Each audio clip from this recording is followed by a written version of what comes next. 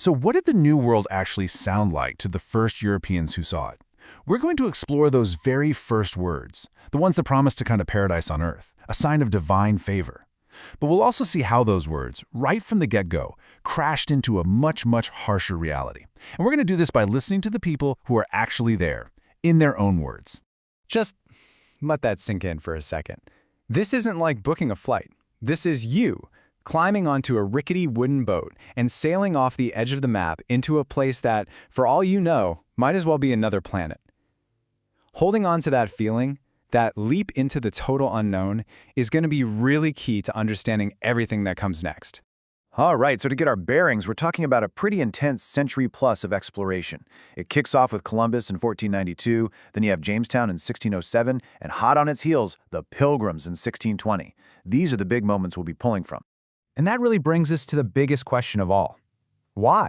I mean, seriously, what could possibly make someone leave everything and everyone they know to face an ocean they called vast and furious?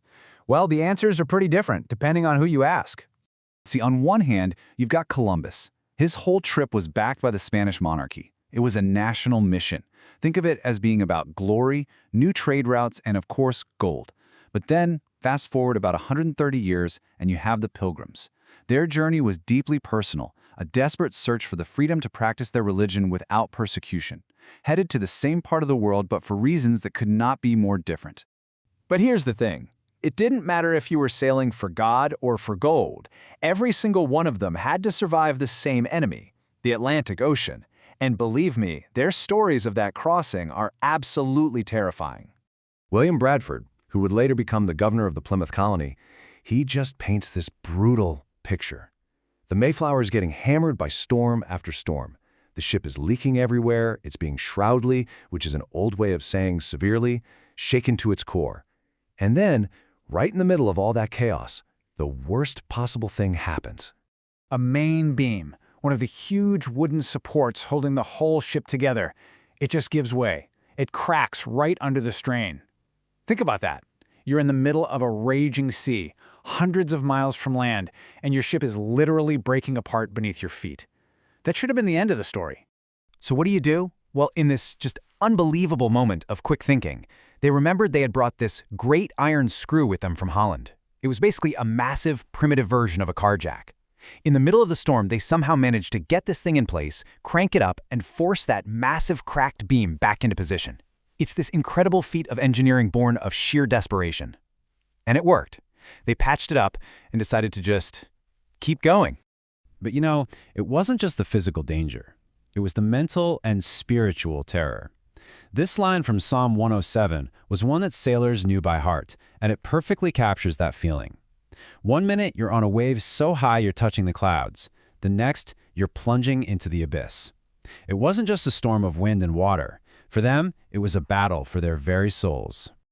Okay, so after weeks, maybe months of living through that kind of terror, they finally see it, land. And the change in their writing is just whiplash-inducing.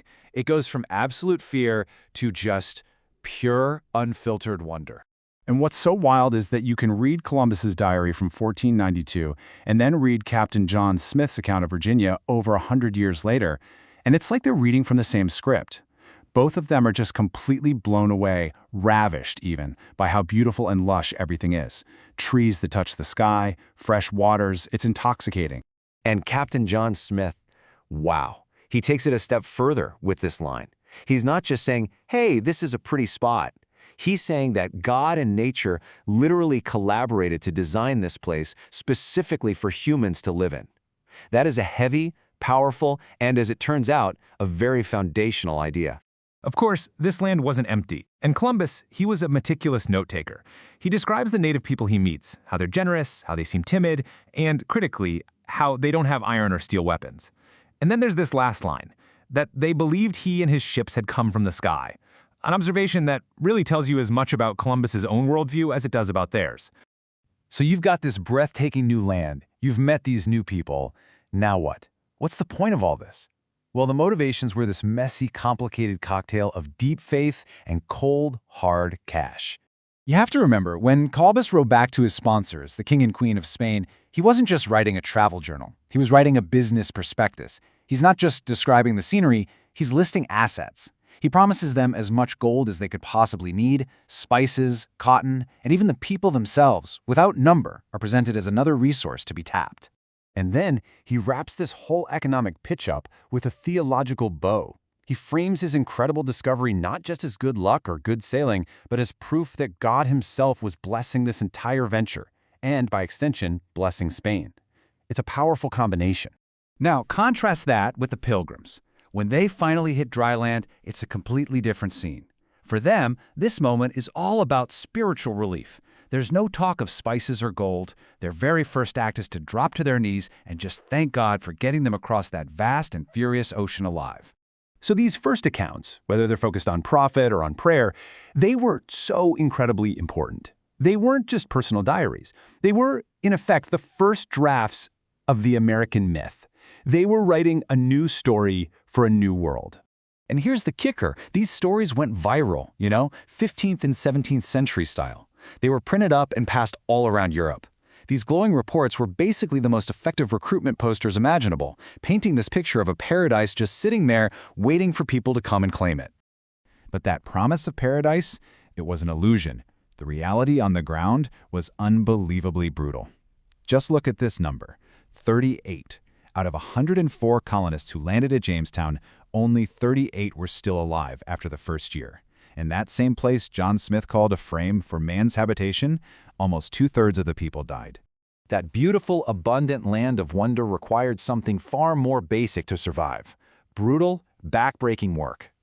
Captain John Smith's famous rule wasn't some lofty philosophical idea.